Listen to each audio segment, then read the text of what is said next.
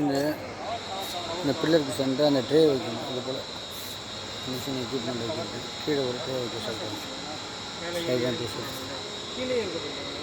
அப்புறம் இதுக்கு மேலே ஒரு ஸ்பீட் பிரேக்கர் மாதிரி இது மாதிரி இருக்குது. ஏற்றி அந்த தாலி ஏற்றி இறக்கணும் சார். மேலே ஹெவியாக இருக்கணும். அந்த இடத்துல கீழே போடுறது கொஞ்சம் ஹெவியாக இருக்கணும். கீழே வந்து அந்த திக்னஸ். அதுக்கு நம்ம பெஸ்ட்டு என்னன்னா போடுற ஸ்கொயர் டியூப் இருக்குல்ல, ஸ்கொயர் டியூப் இது இந்த கேபிள் இறக்கிட்டு ஸ்கொயர் டியூப்பில் கேபிளாக உள்ள இந்த கேபிளை மட்டும் உள்ள தருது. ஸ்கொயர் டியூப்பை நான் என்ன பண்ணணும்னா சப்போர்ட் வச்சுட்டு அந்த சப்போர்ட்லேருந்து தள்ளி ஸ்கொயர் டியூப்பை பற்ற வச்சு ஊற்றுறோம். அப்போ நீங்கள் கேபிள் இறக்கி நேராக அது உள்ளே எடுத்துக்கிறோம். உங்களுக்கு ஸ்கொயர் டியூப்பில் வரும்போது எந்த டிஸ்டர்பன்ஸும் வராமல் போய்டும்.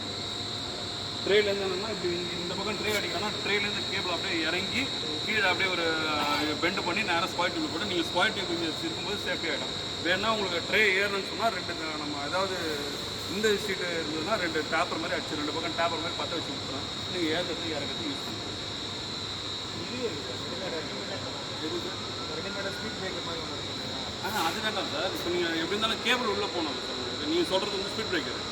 அது வேண்டாம், அது வேஸ்ட்டு. நான் உங்களுக்கு ஏறுறதுக்கு இறங்கிறதுக்கு நான் பிளேட்டே வச்சு கொடுத்துட்றேன்றேன். அதுக்கு என்ன பெயிண்ட் எது கீழே நம்ம ரப்பர் இந்த மாதிரி ரப்பர் போட்டு நீங்கள் இந்த ரப்பர் இந்த இடம் மொத்தமாக அந்த செட்டே ரப்பரில் 86 அடி வருது. நம்ம வந்து அந்த கடைசி வச்சுட்டு கடைசியில் ஒரே ஒரு டாக் மட்டும் இதில் வாங்கிக்கணும்.